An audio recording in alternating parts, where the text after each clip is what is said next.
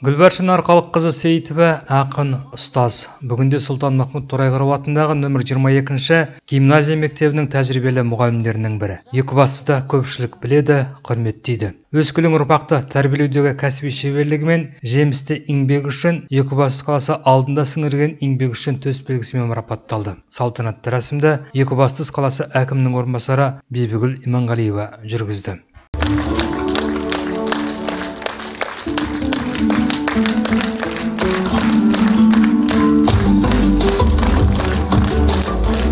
Сонымен бірге өз құттықтауларын мәдениет, тілдерді дамыту, дене шынықтыру және спорт бөлімі, білім бөлімінің басшылары білдірді. Қазақ тілі мен әдебиеті пәні мұғалімі Гүлбаршын Сейітованың мерейлі кешін өткізуге өзі еңбек ететін 22-ші мектептің ұстаздары, дос жарандары, туғандары белсенді атсалысты. Олардың ішінде анасы Раушан апа, ақын Жұмкен Сейітов, шәкірті айтыскер Бексұлтан Қайдаров, ұстазы Жеңіс Шанаққызы да болды.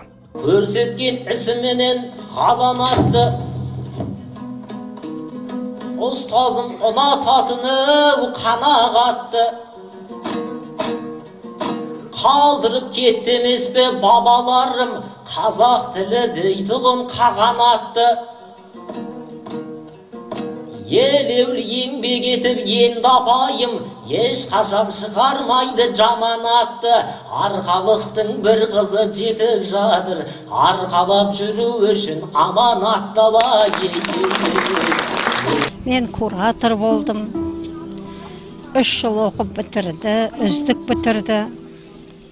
Сол кезде жазып қойған күнделігімді аштым ғой. Әр балаға мінездеме жазамыз ғой. Сонда былай деп жазыппын. Ел кезек, үнемі сергек жүреді. Жауапкершілігі мол, тапсырылған істі ынтамен орындайды. Өзіндік творчестволық бастамасы мен қосары бар. Өнерге жақын, домбыра тартады, жыр шығарады. Іс-шаралардың сценарийін жасауды сеніммен тапсырып жүрдім.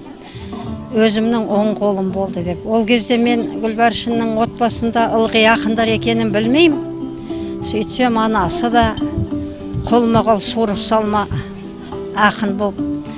Атақты мына ағасы Жұмкен Сейітов.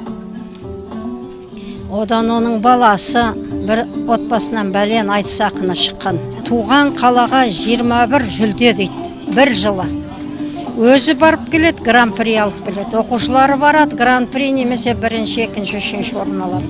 Абай тануды оқытты, және карамат оқытты. Оқушы жетістігі өз жетістігім деп мақалалар жазып тұрады, конференцияларға қатысады. Әрбір сабағы ашық сабақ сияқты. Гүлбаршын Сейітова Мәшһүр Жүсіп Көпеев ауылынан 1985 жылы Екібастұз педагогикалық училищесін аяқтағасын еңбек жолын Абай атындағы 2-ші мектепте бастаған. Бүгінде Гүлбаршын Арқалыққызы ұстаздық қызметімен бірге қазақ тілін дамыту қоғамының жұмысына жетекшілік етеді. Шығармашылық кеш барысында ақынның өлеңдері де оқылды. Бірқатарын автордың өзі оқып берді.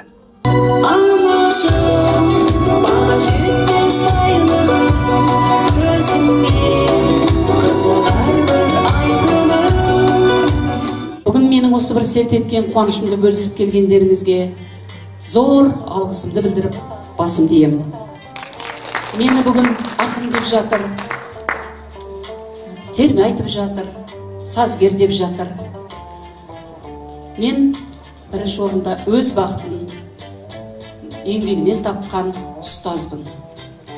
Мамандығым, мақтанышым, мерейім.